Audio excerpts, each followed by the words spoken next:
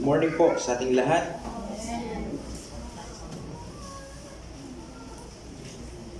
To start with, open in 2 Timothy chapter number 2. 2 Timothy chapter number 2, verse number 15.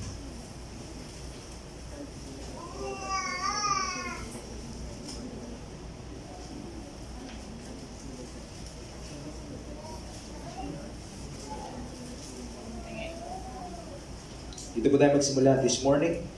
Okay?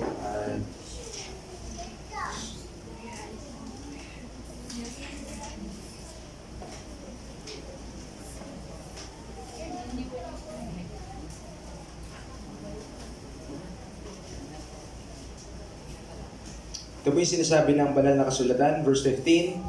Study to show thyself approved unto God, a workman that needed not to be ashamed, rightly dividing the word of truth. Kung meron pong magtatanong sa atin, kung meron tayong may taong gaas sa inyo, tatanong po, bakit ka nandyan sa church nyo? Bakit ka nandyan? Bakit ka part nyan? Bakit ka umaattend dyan every week? Anong isasagot natin sa kanila? The typical answer, yung mga typical po na isasagot ay, dito na ako lumaki. Okay? One answer. Pangalawa, gusto ko yung mga tao doon, mababait sila. At pwede rin, nakasanayan ko na kasi. Malapit sa bahay namin. Okay?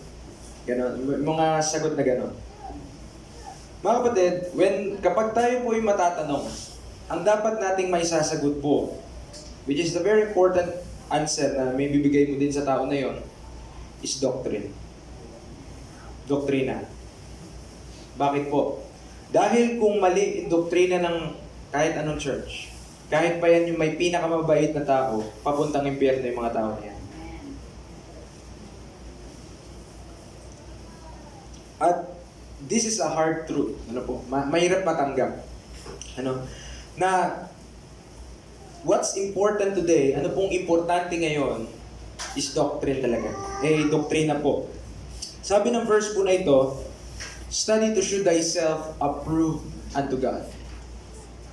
Paano tayo matatanggap ng Diyos? Paano tayo ma-approve ng Diyos? It is through study.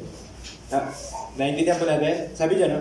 Study to show thyself approved unto God, a workman that needed not to be ashamed, rightly dividing the word of truth. Mga kapatid, huwag po tayo ma-offend.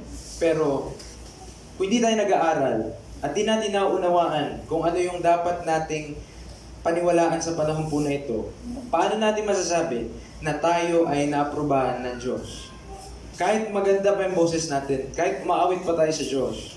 Ako niyo po, if you don't understand it, di mo naman naiintindihan yung kinakanta mo. Ako niyo po, if you don't understand, kung di natin naunawaan yung mga bagay na yon, in vain, it's vanity. Para ka lang bumubuka ng mga, bumubuka lang ating bibig, nagbibigay lang, naglalabas lang tayo ng words, pero we don't understand kahit konti doon. Nawa mga kapatid, maging isa siyang open, maging mabukas ang ating pangunawa, how important doctrine is.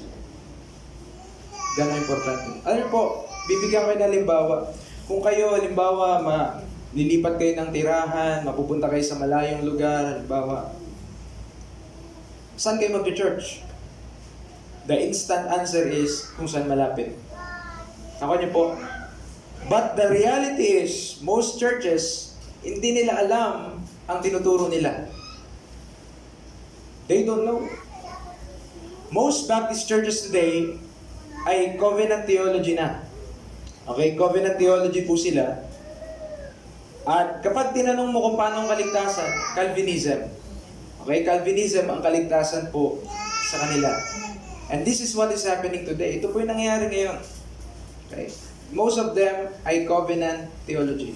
Kapag hindi ka nag-rightly divide ng word of truth, ang may iwan sa'yo ay covenant theology. Walang ibang paraan doon. Ibig sabihin, may dalawang choice ka lang, A and B. Kapag di mo pinili yung rightly dividing, ang matitira sa'yo, covenant theology. At doon babagsak lahat ng churches. Lahat ng kumukontra sa tinuturo natin, lahat ng kumukontra sa revelation of the mystery, wala kang babagsakan bata, kundi covenant theology. At saan papunta lahat ng churches? Covenant theology. Most Baptists, kahit dito sa atin, paligid covenant theology. Okay? Maririnig mo sa kanila yung mga terms na predestination. Yan, mga ganyan. Mga covenant of grace, yung mga term na ginagamit nila. Because of misunderstanding the Bible. Kaya tayo nag-aaral po dito, ano po. Another question, so yun yung unang tanong, bro, pahingin ka kay mama ng ano pa niyo. Unang question ay, kung tayo ay nasa, bakit ka nag-church dito? Kaya yun yung unang tanong. Pangalawang tanong, bakit ka ngayon nandito? Parang parehas lang ano. Bakit ka ngayon nandito? Anong purpose natin? Anong dahilan kung bakit po tayo nandito? Okay, sa lugar po na ito, ngayon. Kung ang ating intention, mga kapatid, ay makasama lang itong mga tao na ito na nandito po ngayon, hindi naman masama yun. Okay lang. Pero dapat ang ating intensyon ay mag-aral ng salita ng Diyos. Ang ating intensyon ay pagbulay-bulayan ng salita ng Diyos. Amen? Hindi mataas ang requirement po dito. Ang requirement lang ay notebook, papel, at ballpen. Bible, yun lang. Hindi natin hinihingi ang mga tao dito ng kahit ano. That's the requirement. Amen? Di naman yan under the law. Admonition lang. Okay na, murang-mura lang ang papel ngayon. Kung wala, bibigyan pa. Marami dyan, scratch. Diba? Sayang po ang panahon. Ano po? Especially sa mga kabataan natin. I don't know. If you are so busy in life, I pray for you. Sobrang busy kayo sa mga module mo ngayon. Grabe, i-demanda natin ang DepEd pag ganyan, ha? Alright? I pray na nag-grow kayo spiritually. Because those things are temporary, these things are eternal. Eternal po. So tayo magpapatuloy sa ating pag-aaral sa Book of Romans. So tapos na tayo sa Romans 1:1. Last time. Sino nakaalala ng title? Title, last time. Sumisigaw sila, Paul. Tagalog na nga nilalagay ko, gusto pa English.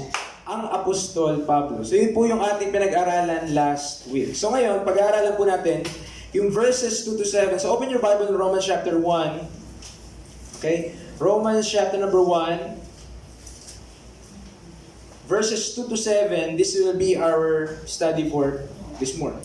Ebanghelyo ng Diyos. Mga kapatid, this type, so ngayon, kasi dito ang pinakamaraming tao kapag linggo ng umaga, ang ginagawa pong study ay pag-aaral po ito, teaching po talaga ito. So hindi siya mabilis matapos, hindi po siya maikli, hindi kagaya ng preaching, 40 minutes, tapos na yan Pero pag teaching po, ang magtiis hanggang wakas, ay siyang mananatili sa upuan. Romans chapter 1, verses 1-7. Verse 1, Paul, a servant of Jesus Christ, called to be an apostle, separated unto the gospel of God, which he had promised afore by his holy prophets in the holy scriptures, concerning his Son Jesus Christ our Lord, which is made of the seed of David, according to the flesh, and declared to be the Son of God with power, according to the Spirit of holiness, by the resurrection from the dead, by whom we have received grace and apostleship for obedience to the faith among all nations, for his name, among whom are ye also the called of Jesus Christ, to all that be in Rome, beloved of God, called to be saints, grace to you and peace from God our Father and the Lord Jesus Christ. So yun po yung ating pag-aaralan ngayon, verses 2-7 particularly, at nanggaling yung phrase na ito, yung title natin ngayong umaga, Ebanghelyo ng Diyos, sa verse 1. Nung sinabi dito sa verse 1 that si Apostle Paul, si Apostle Pablo, ay inihiwalay tungo saan? Gospel of God. Tungo sa Ebanghelyo ng Diyos. At yun yung pag-usapan na ano yung Ebanghelyo ng Diyos. Ano yung tinutukoy niya po dito na term na binanggit, Ebanghelyo ng Diyos. Wala na po tayong paligoy-ligoy. Number 1 point, Gospel of God promised afore. So yun po yung ating first point. The Gospel of God promised afore. Maliwanag, sa talatang ito, yung binasa po natin, ang Ebanghelyo ng Diyos ay ipinangako na sa pamamagitan ng mga propeta. Wala po dapat doubt po doon. Ano po? Dahil sinabi dun sa verse na yon, sa Romans chapter 1, promise for by His holy prophets. Nakuha niyo po? Ibig sabihin, pinangako na siya. Prophesy. Yung bagay na to, the gospel of God. So B, si Pablo, ang unang nakaalam, so ito po ay magdaragdag ng kaunawaan sa atin. No, si Pablo ang unang nakaalam ng misteryo, di po ba? At ang pagkapahayag sa Panginoong Jesucristo ayon po dito. Ito po yung verse natin, pinaulit-ulit natin, repetition is a good teacher. Okay, Ephesians chapter 3 verse 1, for this cause I, Paul, the prisoner of Jesus Christ, for you Gentiles, if ye have heard of the dispensation of the grace of God, which is given me to you word, how that by revelation He made known unto me the mystery as I wrote afore in few words. So, babagalan lang natin, papaliwanag po natin dito. Dito po sa talatang ito, binigay sa atin ni Apostle Paul, Ephesians 3:1-3 muna, na binigay sa kanya yung mystery by revelation. Ako niyo po, siya yung unang nakatanggap po nito. Siya yung unang nakaalam ng bagay po na ito. Hiwalay siyempre sa Diyos, sapagkat ang Diyos ang unang nakaalam. Nakuha niyo po, sapagkat siya naman ang kumatha ng mga bagay na yan. Siya yung nakakaalam at siya yung nagplano. Ngunit pagdating sa kung sino ang nakakaalam ng bagay na ito, ay si Pablo po ang una. So dapat po maliwanag po yung bagay na yun. So ano ba itong misteryo na ito? Tinawag dito sa ibang talata, ito yung nakatagong karunungan. Hidden wisdom. Nakatagong karunungan. At sabi sa Proverbs, wisdom is a principal thing. Okay? Wisdom is a principal thing. Kapag sinabi natin principal, diba, may isip natin sa school. At sino yung nangunguna sa school? Principal. Okay? Principal. Kung mapapansin din natin, kapag yung listahan, yung for we wrestle not against flesh and blood sa Ephesians, but against what? Sino yung una? Principalities. Okay? So, nung una yung principality, nung una yung wisdom is a principal thing. At mga kapatid, ano yung kinokorrupt ngayon ni Satan? Walang iba kundi wisdom. Okay? At ano yung ginagamit niya para gawin yun? Wisdom of this world. Okay niyo po? Ibig sabihin, ang karunungan po ay napakahalaga. At kailangan nating maunawaan kung ano yung dapat nating ipapangaral gamit yung karunungan na nagmumula po sa Diyos. Okay, nakakalungkot. Maraming Kristyano kinokontra yung bagay nito. Pero, ang maliwanag, si Pablo unang nakalam, by revelation, reveal sa kanya, ipinahayag sa kanya ng Panginoon. So, verse 4, whereby when ye read, ye may understand my knowledge in the mystery of Christ. Nagtatanong po ba kayo, ba't hindi ko maunawaan? Ba't hindi ko maunawaan yung mystery? Bakit parang kulang pa rin yung kaunawaan ko dito? Ito po yung sagot. When ye read. Ako niyo po. Study to shew thyself.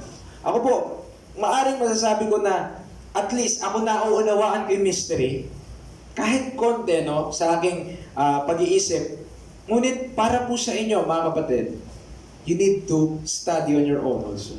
Kailangan nyo aralin sa inyong sarili dahil sabi ng verse, when ye read, you may understand. Alam nyo, si Sir Rogie, sila Pastor Anton, na sila yung nagtuturo ng mga bagay na ito, di parang okay naman, natatanggap ko rin yung sinasabi nila, pero yung pagkaunawa talaga ng mystery, nung naunawaan ko na siya, nagawa yun, nangyari yun, nung binasa ko, at naintindihan ko nung binasa ko yung verse na ito, mga verse na ito.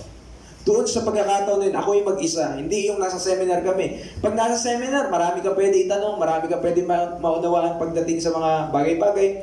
Ngunit yung pagkaunawa ng mystery, at ngayon kaya ko na siyang i-explain kahit paano, ay nung binasa ko siyang mag-isa, Lord, nanalangin ako, Lord, gusto ko maunawaan yung bagay nito, at doon binigyan ako ng Diyos ng pagkaunawa tungkol sa bagay nito by reading it. By reading it. Alright? Mamaya, may sasagutin tayong mga ilang mga bagay. Verse 5, which in other ages was not made known unto the sons of men, as it is now revealed unto his holy apostles and prophets by the Spirit. So, in other ages, hindi po ito alam. Ako niyo po. Sa ibang kapanahunan, hindi po ito ipinaalam as it is now revealed. Verse 6, ano yun? Ito na yung mystery. Ito yung binibigay niya that Gentiles should be fellow heirs. Connected siya saan? Nung binabasa natin yung Romans 8. Tama? Connected doon yung bagay nito that we are joint heirs with Christ. We are fellow heirs and of the same body and partakers of His promise in Christ by the gospel. The gospel of Christ, yung ebanghelyo ni Kristo na pinapangaral ni Apostle Paul is parte po ng mystery. Bakit? Paano ka makakapunta sa katawan ni Kristo? By the gospel. Paano po? And of the same body, by the gospel. So, kailangan natin yung ebanghelyo para makapasok ka sa katawan ni Kristo. At maraming ang nalilito dito kasi pilit nilang pinuprove na meron lang daw isang ebanghelyo. One gospel lang. At yung mga naniniwala na may one gospel lang, sila rin yung naniniwala na may one church lang. Isang church lang. So yung kausap ko, binigyan ko siya ng verse, sabi ko, pinabasa ko sa kanya yung Acts chapter 7, na nakalagay doon, church in the wilderness. Okay? At maliwanag naman sa context kung sino yung church in the wilderness. Walang iba kundi Israel. Sila lang naman yung nasa wilderness.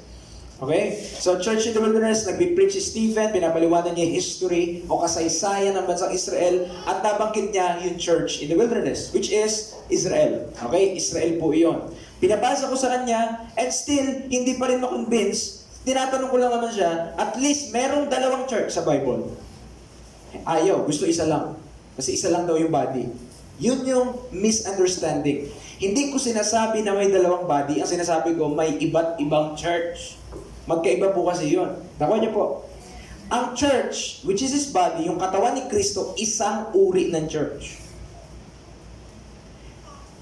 Ang Matthew 16:18, ang church in the wilderness, ibang uri ng church. Pero hindi nangangahulugan sila ay tinatawag ding body. Dahil ang body of Christ, sa panahon lang natin yun. Okay, sa panahon lang ito yun. Kaya sila, nalilito sila kasi pinaniniwalaan din nila yung looking forward to the cross, saka looking backward to the cross. So naniwala sila Adan, naniwala sila na mamamatay si Kristo para sa kanila kahit walang ebidensya. Walang taga-ebidensya na nananampalataya si Abraham, si Moses. Sa gagawin ni Kristo, bakit? Ang nireveal sa kanila ni Diyos. Anong nireveal kay Adan? Okay, be fruitful, multiply, replenish the earth. Huwag mong huwag mong kakainin yung bunga. Diba? Yun yung nireveal sa anong nireveal kay Noah. Gagawa ka ng arka, magkakaroon ng worldwide flood. Diba? Hindi sa kanila nireveal na ang Panginoong Yesus mamamatay sa sangkatauhan at dahil sa gagawin niyang yon, magdudulot ng bagong entity na tatawaging body of Christ. Kung saan tayo sa panahon na ito, parte tayo kung tayo nanampalataya sa pamagitan ng Ebanghelyo kay Kristo Jesus. Hindi po dalawa ang body, isa lang ang body, body of Christ. E paano yung iba? Sila Abraham, saan sila nakabilang? Sa iba silang church nakabilang, pero hindi sa body of Christ. So next time, sa Book of Ephesians, kapag napag-aralan natin yung Book of Ephesians, 10 years later, okay, ay mabadaanan natin yan. So sabi dito, verse 7, whereof I was made a minister according to the gift of grace, okay, gift of the grace of God given unto me by the effectual working of His power, and to me whom less than the least of all sin is this grace given, that I should preach among the Gentiles. What is the next phrase? Ano po yung sunod na salita, mga grupo ng salita na nandyan? Unsearchable riches of Christ. Anong ibig sabihin ng unsearchable?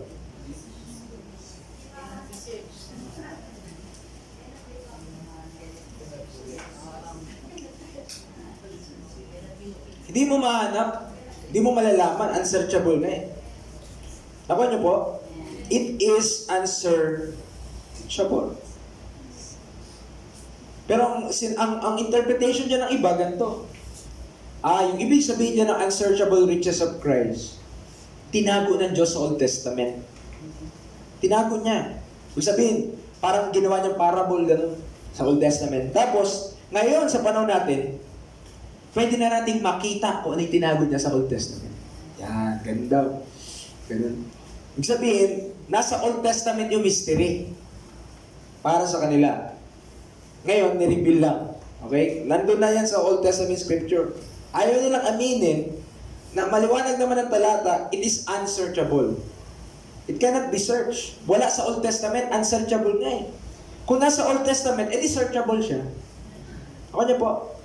Ibig sabihin, pwede mong i-search, pwede mong mahanap, pwede mong kilatisin yung Old Testament Scripture para mahanap mo yung bagay na to. Pero ang word na ginamit po, and I believe God, unsearchable. Verse 9. And to make all men see what is the fellowship of the mystery, which from the beginning of the world had been hidden God who created all things by Jesus Christ. Nakita niyo po, saan tinago ng Diyos? Sinabi niya ba na hid in Old Testament? No. Hid in God. Hindi niya tinago sa cellphone, hindi niya tinago sa wallet, di ba? Kasi may tatago kang password sa wallet, cellphone. Tinago ng Diyos yung bagay na ito sa kanyang sarili. Kung gusto mong i-search, nasa kanya. Ano sinabi niya sa Deuteronomy? The secret things belongs to the Lord. Kuha hindi mo masasearch kahit anong gagawin mo, kahit si David maglumpasay pa sa lupa, hindi bibigay sa kanya ng Diyos. Sapagkat nakatakda na ibibigay lang ito ng Panginoon kay Apostle Paul. And that through him, this message will be made known. Dahil sa kanya, malalaman to sa panahon natin ngayon. Sa tayo magpapatuloy, another verse to prove. Ito si Pablo nakakalam ng misteryo. Romans 16:25. Now to him that is the power to establish you, according to my gospel and the preaching of Jesus Christ, according to the revelation of the mystery which was kept secret since the world began. And I tell you mga kapatid, konti lang sa Pilipinas ang nakakaintindi ng verse na to. You know why? Paano nila ipipreach si Jesus Christ if they don't know the mystery? Kasi ang sabi ng verse na ito, preaching Jesus Christ according to the revelation of the mystery. Ako niyo po. Okay? So, ang pagkapahayag kay Kristo Jesus dapat, ang pagkapahayag kay Kristo Jesus sa panahon na ito, ay dapat pala naaayon sa pagkapahayag ng misteryo. Kung una pa lang, hindi nila alam ang misteryo, deliryo ang kanilang mensahe. Hindi nila alam kung anong pinipreach nila. Alright? They don't know what's the messages. Kaya mga ngapa tayo ng mga verses, kaya kukuha tayo kung saan-saan because we don't understand these things. Di natin naunawaan kung ano yung mensahe para sa panahon nito. Kaya kahit anong verse na lang, matsambahan, yun na ang ipapangarap. Mga kapatid, hindi po tayo dapat hit and miss sa bagay po na ito. Alam dapat natin kung anong papangaral natin. Dahil nakasalalay po dito, okay, ay eternity. Yung buhay natin sa eternity. At kung hindi mapaform si Christ in you, kung si Kristo ay hindi mapaform sa bawat isa pong nandito sa atin, yun po yung measure kung ano yung makuha natin sa judgment seat of Christ. Hindi pinag-uusapan sa judgment seat of Christ yung haba ng paglilingkod natin.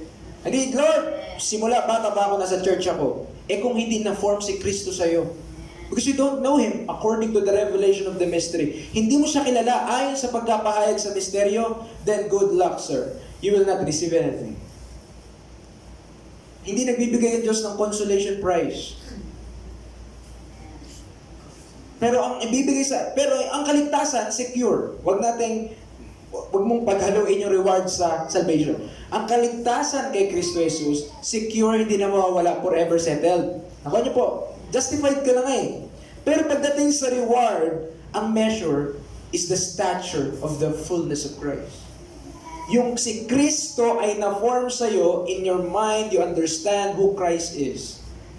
At mas lalo mo naunawaan how complete thou art in Him. Kapag naunawaan mo yung mga bagay na ito, Christ will be formed in you more and more. At kapag mas lalong lumalaki, yung pag-unawa natin ay tumataas, lumalawak, ukol sa Kanya. May verse nga ito sa Ephesians eh. Diba? The depth, the height, the length, diba? Basta yung verse na yon. And to know the love of Christ, which passeth understanding. That is the measure at the judgment seat of Christ. Mga kapatid, hindi bibilangin ng Diyos ko ilang beses tayo nakaupo dyan. It's not counted. But if you will study, kung mag-aaral ka, walang gagawa niyan para sa iyo. Alright? Walang gagawa niyan para sa iyo. Hindi mo pwedeng sabihin, ay si mama ko naman nag-aaral siya. Ay, si kuya ko naman nag-aaral siya. Ay, si ate ko naman nag-aaral. Hindi yun counted sa'yo because study to show thyself. At wala kang masisisi, wala kang matuturo. Sa judgment seat of Christ, hindi niya ako tinuruan, masyado siyang tamad, hindi niya share sa akin yung notes niya. Wala tayong masisisi. Because it is study to shew thyself. Approve unto God. Look at the verse again. Which was kept secret since the world began. At ang mensahe na ito, if we don't understand, hindi natin maunawaan that this message, mga kapatid, is hid in God. Tinago sa Diyos. Okay? At ito yung papangaral natin. Ito yung pag-aaralan sa Pauline Epistle, napakalaga, malawak din. Kaya nga, ang pace lang natin, isang verse nakaraan ngayon, 6 na verse. Di ba? Pero kung sasamahan natin in our weekdays, listen to me, brethren, we have spare times. Aminin ba natin, hindi, meron na tayong mga spare time. Okay. Hindi man ako maniwala ng bata 8 hours mag-module. 8 hours? Talaga? Diba? Hindi ako naniwala eh. Kaya naman yan ng 6 hours or 4 hours. Depende naman sa bilis mo. But you have spare time. Kung i-prepare mo yon in studying the Word of God, kasi parang nawiwirduhan kayo sa pag-aaral ng salita ng Diyos. Parang naisip natin, ang pag-aaral ay para lamang dun sa mga nagtuturo. Naisip natin, ang pag-aaral ay para lamang doon sa mga magpipreach. Hindi po. Pag-aaral ay para sa lahat ng may pangunawa at kayang bumasa at kayang umunawa dito sa lugar na ito. Amen. At saan nagsisimula yun? Sa pagbabasa. Just reading first the Bible. Alright. Tayo magkapatuloy. Ang ebanghelyong ating ipinapangaral ngayon ay ayon sa kasulatan. Ayon po ito. Bakit? Sa 1 Corinthians 15, 1-4, For all brethren, I declare unto you the gospel, which I preached unto you, which also you have received, and wherein you stand, by which also you are saved. It became in memory what I preached unto you, unless you have believed in vain. For I delivered unto you first of all that which I also received, how that Christ died for our sins. Ito lang po kukunin ko. According to the scripture, verse 4, buried, rose again, according to the scripture. So ayon yung ebanghelyong ating pinapangaral ngayon, ayon sa kasulatan. Alright, no question about that. Ang Panginoong Jesucristo ng propesiya ay siya ring Panginoon natin ayon sa misteryo. Ito pa po yung isa sa mga binabato, sa mga nagtuturo ng bagay na ito, na sasabihin nila na yung Kristo daw na ating pinapangaral ay iba sa Kristo na dumating sa Matthew, Mark, Luke, and John. Hindi po. Isa lang yun. Isang Panginoon lang yun. Pero ang pagkapahayag, different. Magkaiba. Yun ang dapat natin maunawaan. Romans 1:2, itong sinabi, which He had promised afore by His holy prophet in this holy scripture. Pinangako na si Kristo eh. 2 Corinthians 5:16, wherefore, henceforth, know we no man after the flesh. Yea, though we have known Christ after the flesh, yet now, henceforth, know we Him no more. Ayun, napakagandang verse po ito. Masarap maunawaan. Kung maunawaan lang po ito ng mga mag-aasawa, mapabawasan yung problema niyo. Gusto niyo ba maintindihan itong verse na ito? Ayun, totoo. Kapag naunawaan niyo yung verse na ito, mapabawasan yung problema niyo. Oo nga, totoo. Seryoso. Alright, ang ibig sabihin ng verse na yan, tingnan niyo yung unang phrase. Wherefore, henceforth, know we no man after the flesh. Simula daw ngayon, nung sinulat niya, wherefore henceforth, know we no man after the flesh. Halimbawa po sa mga may asawa po, kung kilala niyo yung asawa niyo, hindi ayon sa laman, mabawasan ang problema niyo. Bakit? Kung kikilalanin mo siya na siya'y ligtas kay Kristo Jesus. Kaya niya? Kung kikilalanin mo siya na kompleto kay Kristo Jesus. Kung kikilalanin mo siya na banal, perfect in Christ. Yung kay Kristo, justified. Ang makikita mo sa Kanya is His position and not His standing. Yung posisyon niya, yung posisyon niya at hindi yung flow niya sa laman. Hindi yung pagiging makasalanan niya sa laman. Na still, nandun pa rin, nagre-reside pa rin naman ang flesh. Pero kung titignan mo siya, complete in Christ. Tapos parehas kayong ganun ang tingin nyo sa isa't isa. Anong problema nyo dun? Where's the problem? In the flesh. Kaya, nasan yung trouble? In the flesh. Ay, mabunganga siya. Di ba saan yun? Sa laman. Kaya, naintindihan po. Okay? So, kahit saan pong aspeto to, ito yung verse na yun, wherefore henceforth know we no man after the flesh, yet though we have known Christ after the flesh, it is an application, yet now henceforth know we him no more. Si Kristo, sabi niya, nakilala natin sa laman, parehas lang, si Kristo din yun. Pero sabi niya, yet now henceforth know we him no more. Why? Ang pagkakilala natin kay Kristo Jesus, ang sinusundan nating Panginoon ngayon, ay hindi yung ginagawa niya sa Matthew, Mark, Luke, and John, kundi yung glorified head of the body of Christ in the heavenly places. Yun yung ating sinusunod, yun yung pattern na ating sinusundan. Bakit? Kasi yung Jesus Christ, ang Panginoong Jesus, siya ay nasa lupa. Ito yung verse. Now I say that Jesus Christ was a minister of the circumcision, for the children of God to confirm the promises made unto the fathers. So, ang ibig sabihin, si Kristo, nung siya ay nasa lupa, he is a minister of the circumcision. Have you heard the term? Narinig nyo na ba yung term na WWJD? What would Jesus do? Narinig nyo na yun? Ang ibig sabihin nun, ano bang gagawin ni Kristo sa mga pagkakataon na ganito? At titignan nila, bubuksan nila sa Matthew, Mark, Luke, and John, which will be a spiritual suicide. Bakit? It is not written to you. Hindi naman yun sinulat sa iyo. Ako niyo po. Pero wag natin iisipin na walang verse doon na pwede natin gamitin ngayon. That is another topic. Pero in a general sense, the Matthew, Mark, Luke, and John is not written to us today. Hindi sinulat sa panahon na ngayon para sa atin. Okay? Nasundin. Okay? Kailangan maging klaro yun eh. Hindi sinulat para sundin mo, pero para matuto ka. Okay? Para matuto ka. Okay, so tayo magpapatuloy. Number 2 point, Paul to the synagogue. So nasagot, Gospel of God. So mamaya pa natin masasagot kung ano yung Gospel of God na ito. Ito ba yung Gospel of Christ din o iba siya? Okay, number 2, kailangan mo natin maintindihan. Number 2 point, Paul to the synagogue. Si Paul ay nagpupunta sa mga sinagoga nung siya po ay nagmi-minister. Acts 9, ito muna. Pagkatapos ng pangyayari sa Acts chapter 9, si Pablo ay diretsyong nangaral sa mga sinagoga.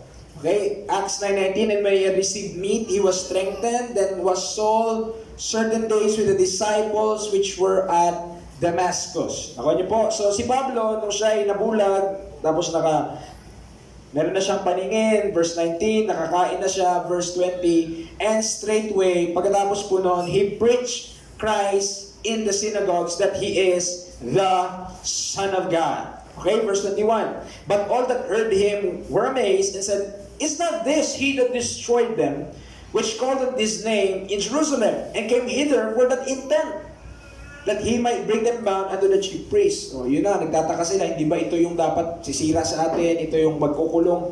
Verse 22, but Saul increased the more in strength and confounded the Jews which dwelt at Damascus, proving that this is very Christ. So ngayon ko na isusulat yung medyo timeline dito, para maunawaan natin yung kay bagay po na ito. So, ito ay Acts period, ano po, para lang iano natin ang ang mga ilang bagay na important. So, Acts 9 to, Acts 18 ito, Acts 28, Acts 1, 9, 18, 20. Saan kinatagpo ng Panginoon si Apostle Paul? Acts 9. So, si Apostle Paul po dito ay kinatagpo ng Panginoon at explain natin kung ano nangyari pa doon sa kanya. Alright, tayo magpapatuloy. Okay, but Saul increased the more in strength, proving that this is very Christ. Nakita niyo yung message na pinahayag niya? Dito sa record, sa Acts chapter 9, nakita niyo ba yung death, burial, and resurrection na pinangaral ni Paul? Dito sa talata po na ito, nakita po ba, nabasa po ba natin? Wala. Anong makikita natin mensahe dyan? That He is the Son of God. Dito, sa verse 20, verse 22, proving that this is very Christ. Compare nyo sa Romans 1, may kita nyo kung ano sinasabi ko. Baka nyo po, sige punta nyo yung Romans 1 sa Bible natin. Romans chapter 1, verse 3, concerning His Son, Jesus Christ our Lord, verse 4, declared to be the Son of God with power, according to the Spirit of holiness by the resurrection from the... May connection kaya? Mamaya, ating i-connect na lo. Right, B. Ito'y paulit-ulit. Yung pagpunta ni Paul sa mga synagogues, wala natin maunawaan, ito yung parang ganito sa atin ngayon, parang mga building. Okay? Especially para sa mga Hudyo. They build synagogues. Right? 17:1, when they had passed through Amphipolis, okay, and Apollonia, they came to Thessalonica where was a synagogue of the Jews. Another verse, verse 2, 3 Sabbath days reasoned with them out of the scriptures. Chapter 13, verse 14. Okay? When they departed from Perga, they came to Antioch and Pisidia and went into the synagogue. So binibigay ko po sa inyo yung mga verses kung saan sa Book of Acts, si Paul, nung nagmi-ministry siya, saan siya unang pumupunta?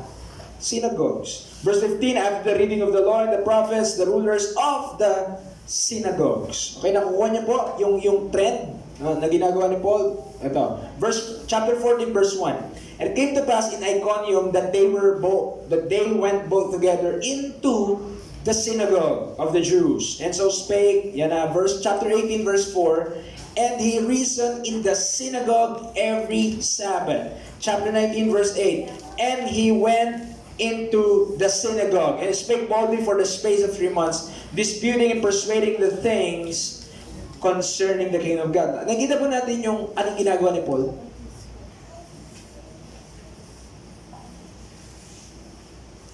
Kapag siya pupunta sa isang lugar, ang una niyang pupuntahan, synagogue. Kanya po. Pupunta siya sa synagogue na kung saan ito yung lugar na nagtitipon yung mga Hudyo sa lugar na yon. So ang unang pinupuntahan niya, limba, pupunta siya Apollonia, pupunta siya ng Amphipolis, ang pupuntahan niya, synagogue. At yun ay connected niya sa Acts 9, nung siya ay na-convert, nag-preach agad siya to the synagogue. What's the point, mga kapatid? Ang inuuna ni Paul, dito ngayon sa Romans 1:16, to the Jew first. Kanya? To the Jew first. And also, to the Greek. Now, bibigyan natin ng isang illustration dito.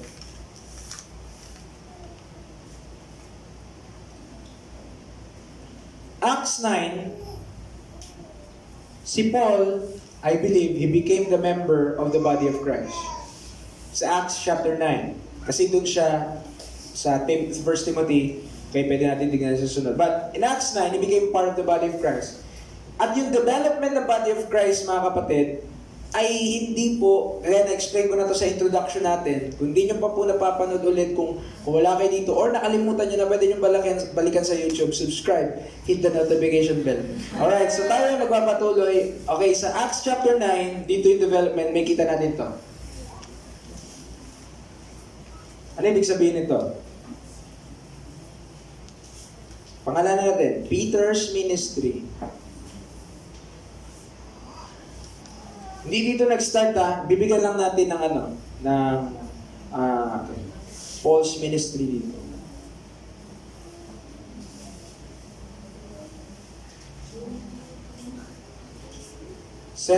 Ang center nito, kingdom message.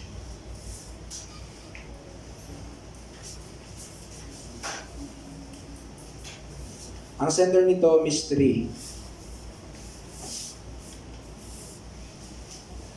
Ibig sabihin nito, bakit ito paakyat? Okay, yung kay Paul, palaki ng palaki. Yung kay Peter, paliit ng paliit. Nakita niyo po, ito ibig sabihin. Nung si Paul ay naligtas, alam na natin na nireject ng Israelites. Nireject na nila kung ano yung binibigay sa kanila sana ng Diyos. At yun nga yung kingdom. They rejected the Messiah. They rejected na si Kristo. And therefore, they rejected the king and the kingdom. Okay? So dahil doon, si Peter, he has the kingdom message together with the 12 disciples. Okay, patay na din patay na rin yata si James, isang James, tapos patay na si Judas, pinalitan ni Matthias, so 11 na lang sila. So Peter's ministry, okay, majority pa, sila pa yung nagmi-minister, sila pa yung nasa eksena. Ngunit pagdating ni Apostle Paul sa Acts chapter 9, unti-unting lalaki yung ministry ni Paul. Kasi siya ay tuturuan niya na rin tong mga taong nandito, yung mga included sa ministry ni Peter na may nangyaring kakaiba. Di nila ini-expect. Okay? May nangyaring not expected by this group. Kasi anong expectancy ng grupo na ito? Kingdom. Papasok na sila sa kingdom eh. Ang expectancy nila, darating na, okay, papasok na sila sa 70th week of Daniel. Daniel 70th week, papasok na sila para pagkapasok nila doon, ang kingdom, paparating na kasi si Kristo babalik. That is the book of Revelation. Okay? Pero instead of 70th week coming, bumalik ka ang Panginoong Yesus, pero sa isang tao, bumalik siya para kay Paul. Acts chapter 9. At nung bumalik siya kay Paul, may ni-reveal siya kay Apostle Paul. Okay? Mamaya, babalikan natin yung timeline nito. Explain ko pa sa inyo. Okay? Later. Alright. See, naitala sa Acts 13, at medyo mahaba itong passage nito, bear with me.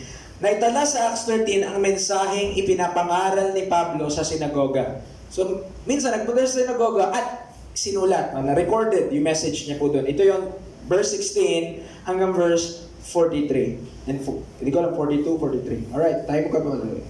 Verse 16. Then Paul stood up sa isang synagogue and beckoning with his hand said, Men of Israel, and ye that fear God give audience. So magpipreach siya, mangangaral siya. The God of this people of Israel chose our fathers and exalted the people when they dwelt as strangers in the land of Egypt. And with an iron arm brought he them out of it. Saan nagsimula yung kwento ni Paul? Our fathers, Abraham, Isaac, and Jacob. Nakita nyo? Bakit kaya nagsimula siya doon? Bakit hindi siya sinabi niya agad na si Kristo'y namatay para sa ating mga kasalanan? Bakit? Because these people are Jews. Ang mga tao na ito ay mga Hudyo.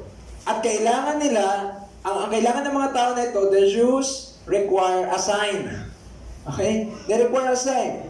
At these people ay talagang, pagdating din sa mga detalye, ay meticuloso din sila.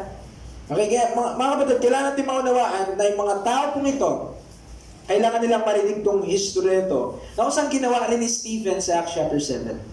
Simulan niya din sa gantong tono. Verse 18. And about the time of 40 years, suffered with their manners in the wilderness. And when he had destroyed 7 nations in the land of Canaan, he divided their land to them by lot. Nasaan na tayo? Sa Bible chronology. Sa book of Joshua na po tayo. Kita nyo, ang bilis, di ba? Verse 17, Genesis. Verse 19, Joshua na. Bakit? Ang kinikwento niya na, nung pumasok na sila sa Canaan at they destroyed 7 nations. Okay? Nandun tayo, verse 20. And after he gave them, nasa na tayo? Judges. Nasa Judges na siya. About the space of 450 years until Samuel the prophet. Nasa na tayo? For Samuel. And afterward, they desired a king, and God gave unto them Saul, the son of Cis, okay, a man of the tribe of Benjamin, by the space of 40 years. And when he had removed him, he raised up unto them, nasa na tayo? 2 Samuel. Kaya, David to be their king, to whom also he gave testimony and said, I have found David the son of Jesse, a man after my own heart, which shall fulfill all my will. Sana, verse 23. Of this man's seed had God, according to his promise, raised unto Israel a Savior, Jesus. Nasa na tayo? Prophets. Verse 24, when John had first preached, nasa na? Matthew, Mark, Luke, and John. Bilis lang, diba? In-explain lang ni Paul yun. When John had first preached before his coming, the baptism of repentance to all the people of Israel. Verse 25, and as John fulfilled his score, he said, Whom think ye that I am? I am not he. But behold, there cometh one after me, whose shoes of his feet I am not worthy to loose. Men and brethren, children of the stock of Abraham, and whosoever among you feareth God, to you is the word of this salvation sent. So simulan niya na yung message sa kanila. Verse 27, For they that dwell at Jerusalem and the rulers, because they knew him not, nor yet the voices of the prophets which are read every Sabbath day, they have fulfilled them in condemning him. Nasa na tayo po sa chronology?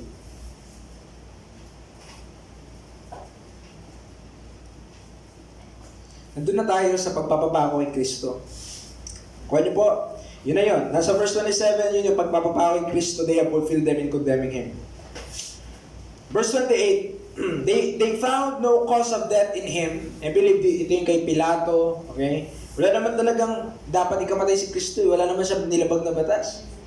Yet desired they Pilate that He should be slain. Verse 29, and when they had fulfilled all that was written of Him, they took Him down from the tree and laid Him in a sepulchre. But God raised Him from the dead. Mga kapatid, nandito po. Nakita nyo na yung resurrection. Okay? Ito na yung resurrection. Tingnan nyo yung kasunod. Verse 31. But God raised Him from the dead. Verse 31. And He was seen many days of them which came up from Galilee to Jerusalem, who are His witnesses unto the people. And we declare unto you glad tidings, how that the promise which was made unto the fathers, God hath fulfilled the same unto us their children, in that He hath raised up Jesus again, as it is also written in the second Psalm, Thou art my Son. This day have I begotten thee, and as concerning that He would raise Him up from the dead, now no more to return to corruption, He said in this wise, I will give you the sure mercy of David. Kailan si Kristo nabigat? Diba nababasa natin sa John 3:16? God so loved the world, He gave His only begotten Son. Begotten. Kailan siya nabigat? Kailan yung begotten na ito nangyari? Is it at His birth or is it at the resurrection? Kita niyo, ano sinabi ng verse? Verse 33. Thou art my Son. This day. Ano yung day na yon na tinutukoy niya? Verse 34. That He raised Him from the dead. Nakita niyo po? Means to say, the begetting, yung pagiging begotten ni Kristo happened not on His birth, not on the cradle, hindi doon sa sabsaba na yon, kung ano man yon. Doon po sa kanyang resurrection. Ito yung sinasabi sa second Psalm. Mabasa rin niya sa Psalm chapter 2, pero mas lalo tayong haba. But tayo tutuloy, verse 35. Wherefore He said also in another Psalm, Thou shalt not suffer thine Holy One to see corruption. For David, after he had served his own generation by the will of God, fell asleep and was laid in this forest and saw no corruption. But he, whom God raised again, saw no corruption. Be it known, you therefore, men and brethren, that through this man is preached unto you the forgiveness of sins. And by Him all that believe are justified from all things from which ye cannot be justified by the law of Moses. Beware therefore lest that come upon you is spoken in the prophets. Behold, ye despise and wonder, perish for a work in your days, a work which shall no wise believe, though a man declare it unto you. Verse 41, and when the Jews were gone, 42. Okay. And when the Jews were gone out of the synagogue, the Gentiles besought that this word might be preached unto them the next Sabbath. Okay, may mga sumama sa kanila. Ito po ang point, mga kapatid. Mula sa binasa po natin yon, ano yung sentro ng mensahe ni Paul doon? Na yung dumating na Kristo, siya na ngayon, at siya ay nabuhay. Okay, check mo ulit yung Romans 1. Romans chapter 1, okay?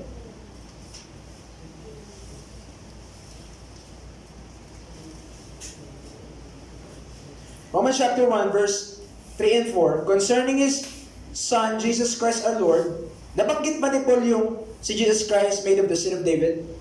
Doon, sa Acts 13? Yeah? Verse 4, declared to be the Son of God with power by the resurrection from the dead. Nabanggit na rin niya? Yes? So parang may consistency po ano? So parang kaparehas, kasi itong binigay, yung verses 3 to 4 ng Romans 1, ay yung Gospel of God. Na tinutukoy niya sa verse number 1. Kuha niyo po, Gospel of God. At nakita natin na mayroong resemblance, mayroong pagkakatulad, mayroong pagkakahawig. Yung tinuturo niya doon sa Acts 13, sa synagogue, sa kayong Romans 1, verses 3 to 4. Nakuha niyo, nasusundan niyo po. Mayroong pagkakatulad yung dalawa. Okay? Ang tanong, yung ebanghelyo ba ng Diyos, the Gospel of God, ay parehas lang ba sa Gospel of Christ? Kasi yun yung tanong eh. At masasagot natin yan. Okay, more and more. Number 3. Okay, malapit na po tayo. Hanggang number 4 lang to eh. Okay.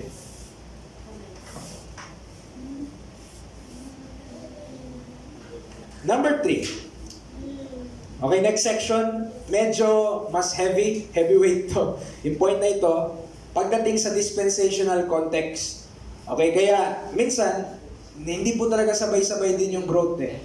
Hindi sabay-sabay yung pagkaunawa nyo ng lahat po dito. Iba maaaring naunawaan nila, yung iba hindi. But I pray, just sit and listen and study.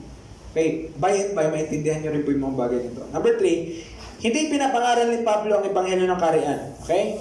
Buhat pa sa kanyang conversion, maliwanag ang mensaheng kanyang dadalhin. Kasi sa Acts 26, ni-recount ni Paul yung nangyari sa kanya sa road to Damascus, na nangyari sa kanya sa Acts chapter 9. So binigay niya muli kung anong nangyari po doon. Ano yung nangyari? Verse 16. But rise and stand upon thy feet. Sinasabi ng Panginoon Jesus sa kanya, for I have appeared unto thee for this purpose, to make thee a minister and a witness both of these things, which thou hast seen, and of those things in the which I will appear unto thee, delivering thee from the people and from the Gentiles, unto now I send thee. So mula pa lang sa Acts 9, maliwanag na kay Paul kung anong gagawin niya. Tama po ba?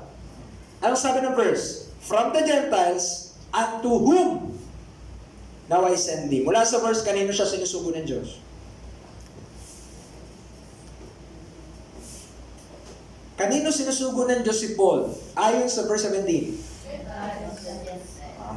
Amen. Gentiles po. Sinusugo na siya ng Diyos. Saan nangyari yung Acts 26 na ito? Saan sa Book of Acts nangyari yung pangyayaring yan? I-check ko lang kung nakikinig kayo eh. Saan nangyari yung nangyayaring to? Yung Acts 26 na pangyayari yan, saan yan dyan? Kailan nag-uusap ang Panginoong Jesus sa si Paul? Mali yung tanong ko? Alright, sa Acts chapter 9 nangyari, yung bagay na yan, nirecall niya lang. Inulit niya lang kung ano nangyari doon. Verse 17, verse 18. To open their eyes and to turn them from darkness to light, from the power of Satan unto God, that they may receive forgiveness of sins. An inheritance among them which are sanctified by faith that is in me. So, kailangan maliwanag po ito mga kapatid. Ito po. Maliwanag kay Paul, ang gagawin niya, yung mga Gentiles, ito-turn niya from darkness to light. Ipupunta niya mula sa kadiliman, tungo sa liwanag, mula sa kapangyarihan ni Satanas, tungo sa kapangyarihan ng Diyos. Maliwanag sa Acts chapter 9 na Gentiles ang commission niya. Okay? Pero merong pero doon. Ito po yun. B. Si Pablo ay may mabigat na kagustuhang maligtas ang kanyang lipi. Ito yung mababasa natin sa Romans 10:1. Brethren, my heart's desire and prayer to God for Israel is that they might be saved. For I could wish that myself were accursed from Christ for my brethren, my kinsmen according to the flesh, who are Israelites, to whom pertaineth the adoption and the glory and the covenants and the giving of the law and the service of God and the promises. Nakuha niyo po, gusto niya kasi maligtas yung kanyang mga tawag doon, lipi, yung mga kababayan niya. Okay? Gusto niya maligtas yung bansang Israel. Iyon yung desire niya. Maliwanag sa Romans chapter 10. Pero tayo magpapatuloy. Ang lumang tipan, ito po, medyo kailangan mag-seatbelt. Ang lumang tipan ay ibinigay sa bayang Israel maging ang bagong tipan. Kanino binigay yung Old Testament? Kanino ibibigay yung New Testament? Ako niyo po, papaliwanag ko yan sa inyo. Verse 26, chapter 26, 28 na Matthew. For this is my blood of the New Testament, which is shed for, bakit nakalagay many, hindi all? Which is shed for many for the remission of sin. Kasi yung blood of the New Testament is only for Israel. Kaya which is shed for many. Huwag po tayo mga-confuse. Tayo napatawad by the blood of Christ. Ako niyo po. At isang dugo lang naman yun eh. Parehas na dugo lang. Yung tinigis ng Panginoon sa krus para sa Israel at para sa lahat. Isa lang yun. Pero dito sa Matthew, nireveal na bang mystery? Hindi pa. So, ang mensahe na ito, o ang bagay na ito, ay late. Okay? Kulang sa data.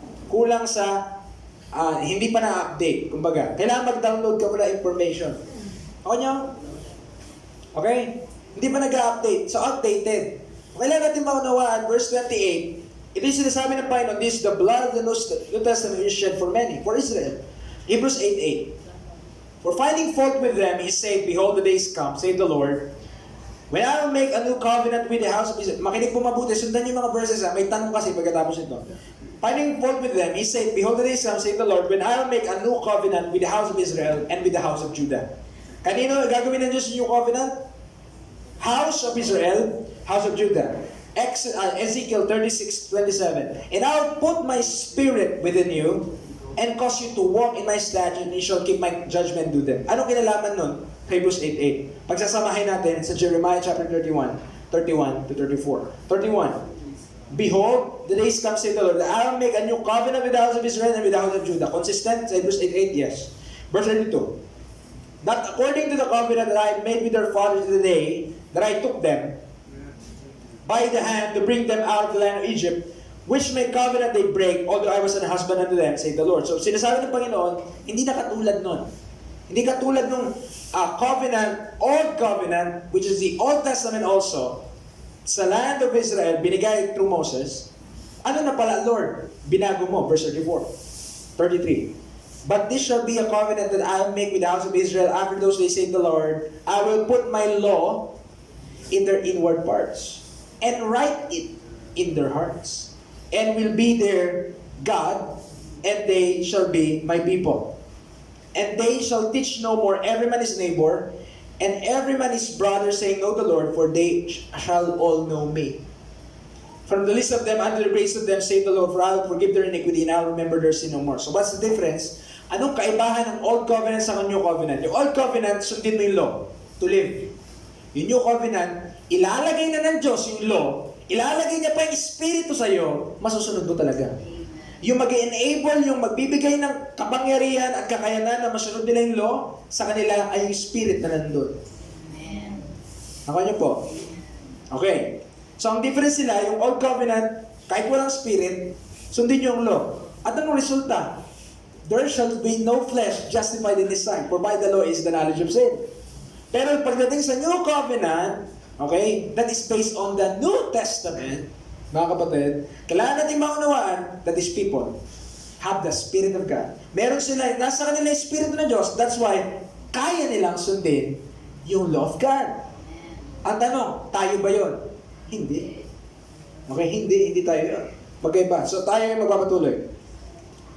Tingnan nyo, dito nagkakaroon ng problema, ito yung tinatanong na madami. Pag natututo ng right division, ito yung verse na napupuntahan. Kasi sabi ni Paul sa 2 Timothy 3:6, ito po, who also hath made us able ministers of the New Testament. Ministro siya ng New Testament. Not of the letter, but of the Spirit. For the letter killeth, but the Spirit giveth life. Binigyan ko ng magkaibang kulay. Yung letter, ginawa kong pula. Yung Spirit, ginawa kong blue. Magkaiba ba yan? Yes.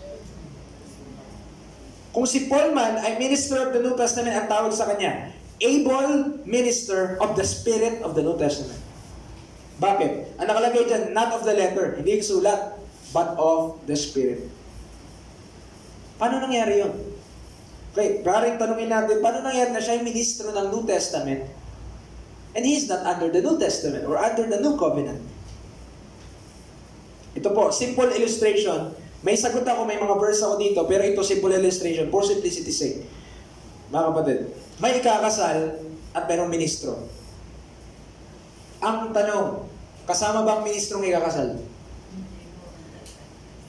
Siya yung magmi-minister ng kasal nila. Tama?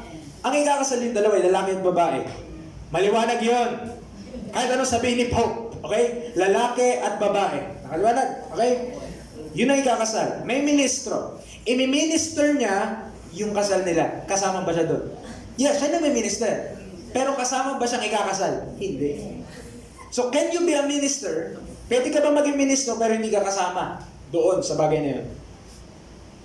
At sabi ni Paul, I'm an able minister of the Spirit of the New Testament. I-explain ko sa inyo yan. Alright. Why do the letter of the New Testament kill it? Kasi sabi does the letter kill it? The letter of the New Testament kill it. What's the verse? Pwede natin i-base. Matthew 5:22. But I say unto you that whosoever is angry with his brother without a cause shall be in danger of the judgment. And whosoever shall say to his brother, Reka, shall be in danger of the council. But whosoever shall say, thou fool, shall be in danger of hellfire. Okay? Bakit? Pagdating po kasi sa New Covenant, ito po yun. Ano yung in-explain natin, binigyan natin yung verse sa Ezekiel sa Jeremiah. Yung law of God nakasulat na sa kanilang hearts. Tama? At yung Espiritu ng Diyos ay nakalagay na po sa kanila para bigyan sila ng kakayanan na sundin yung pinapagawa ng Diyos.